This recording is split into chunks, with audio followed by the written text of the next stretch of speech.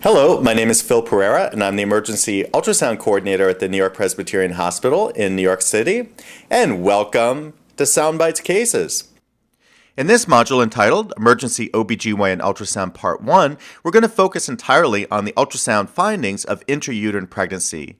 Now, patients with early pregnancy and vaginal bleeding with or without abdominal pain are frequently seen in the emergency department.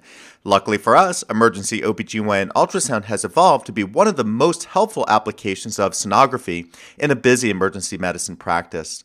So this module will focus primarily on the detection of intrauterine pregnancy, and will examine the ultrasound findings that define a normal pregnancy for an emergency physician sonographer.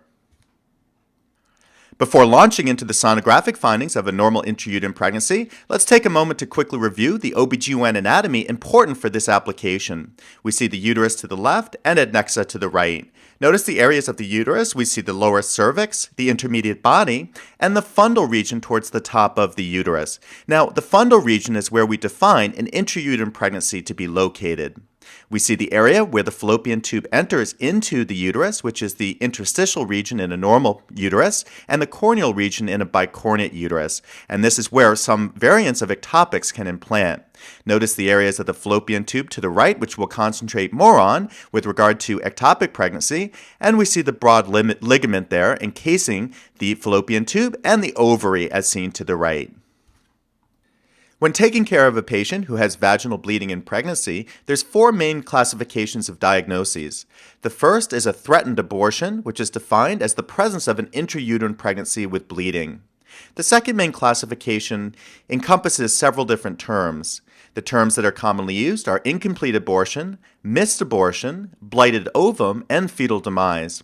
Basically, all of these mean the presence of fetal membranes or parts without expected fetal growth or cardiac activity. The third main classification is a completed abortion, in which there's no further presence of fetal membranes or parts, and on examination, usually the cervical os will be closed. And the fourth main classification is the most dangerous, is ectopic pregnancy. Here's a table showing the structures in pregnancy and about the time that they're seen on transvaginal versus transabdominal sonography. As we look in the embryonic structure column to the left, we see the first structure that appears as a gestational sac seen on transvaginal sonography at about 4.5 to 5 weeks and about a week later on transabdominal sonography. The yolk sac is seen at about 5 to 5.5 weeks on transvaginal sonography and a week later on transabdominal sonography. And I have this circled in red as this is really the way we diagnose an intrauterine pregnancy. Now note the fetal pole is seen at about 5.5 to 6 weeks on transvaginal sonography and a week later on transabdominal sonography. The last main finding, which is a fetal heartbeat, is seen at about 6 weeks on transvaginal sonography and about at 7 weeks on transabdominal sonography. Another important concept for OBGYN sonography is the correlation of the serum beta-HCG to the findings of a normal pregnancy. As we see here for transvaginal sonography, the discriminatory zone at which we will see findings of an intrauterine pregnancy are about 1,500 to 2,000 milli-international units. For transabdominal sonography, the discriminatory zone is about 6,500 milli-international units. Now, this rule does not apply to ectopic pregnancies which secrete beta-HCG at atypical levels and are commonly seen with betas all over the map. They can be seen with betas lower than 1,000 and as high as 30,000. The first finding that will occur during an intrauterine pregnancy is going to be a gestational sac, and as we see here in the ultrasound picture to the right, it's a small round circle that's dark or hypoechoic in relation to the rest of the uterus. We actually see a gestational sac below that came out of a patient. Notice that it has a translucent membrane type appearance. Unfortunately, gestational sac is not diagnostic of an intrauterine pregnancy, as a pseudogestational sac of ectopic pregnancy can be seen from hormonal stimulation. So as a general rule of emergency ultrasound is that visualization of a gestational sac is not adequate to call an intrauterine pregnancy. Here's two video clips showing the gestational sac, long axis to the left and short axis to the right. We see here a very small diameter gestational sac in both of these orientations. Unfortunately, this can be seen with a pseudogestational sac of ectopic pregnancy. So a small gestational sac like this is in no way diagnostic of an intrauterine pregnancy for the emergency physician sonographer. Remember that the gestational sac is seen at about 4.5 to 5 weeks on transvaginal sonography and about a week later on transabdominal sonography. Here are the findings that we define as indicative of an intrauterine pregnancy for an emergency physician sonographer, and that is the presence of a gestational sac with a yolk sac inside. And as we see in the picture to the right, the yolk sac has a circular type appearance that we call the positive Cheerio sign. Thus, just remember, gestational sac plus yolk sac is indicative of intrauterine pregnancy. However, bonus points are given if you see a fetal pole with a heartbeat for confirmation of intrauterine pregnancy. Here's a video clip showing a definitive intrauterine pregnancy. What we see here is a larger gestational sac, and as we look inside the gestational sac, we see the positive yolk sac or Cheerio sign. Notice the circular yolk sac is seen towards the inferior aspect of this gestational sac. So this would be diagnostic of an intrauterine pregnancy, effectively ruling out an ectopic pregnancy in the vast majority of patients. Remember that the yolk sac is seen at about 5 to 5.5 weeks on transvaginal sonography and about a week later on transabdominal sonography.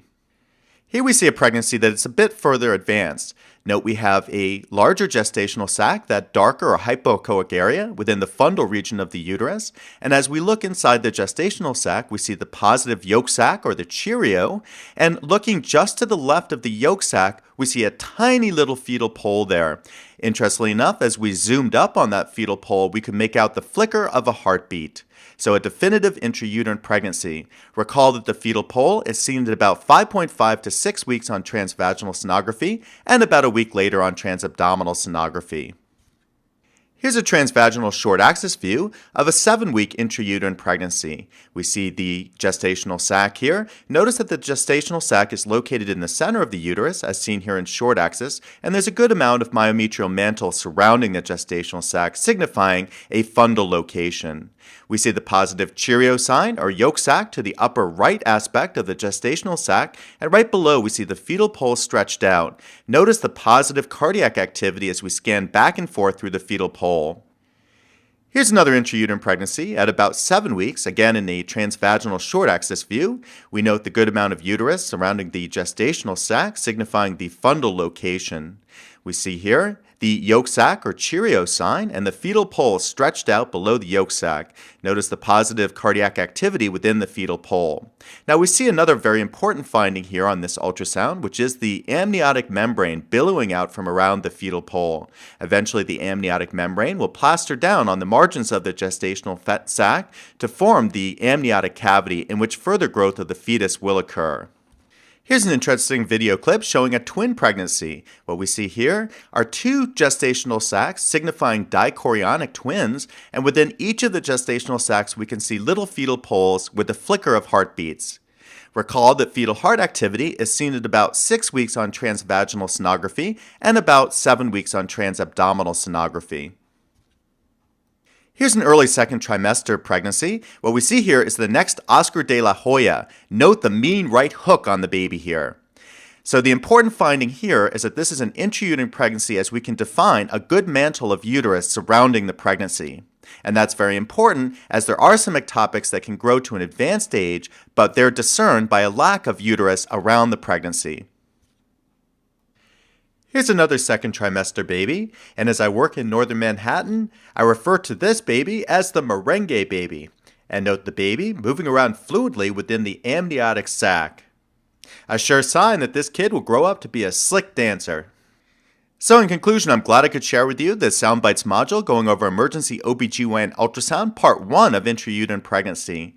Emergency OBGYN ultrasound is definitely one of the most helpful sonographic applications in a busy emergency medicine practice, and hopefully by going through the module you now have an understanding of the ultrasound findings diagnostic of a normal pregnancy.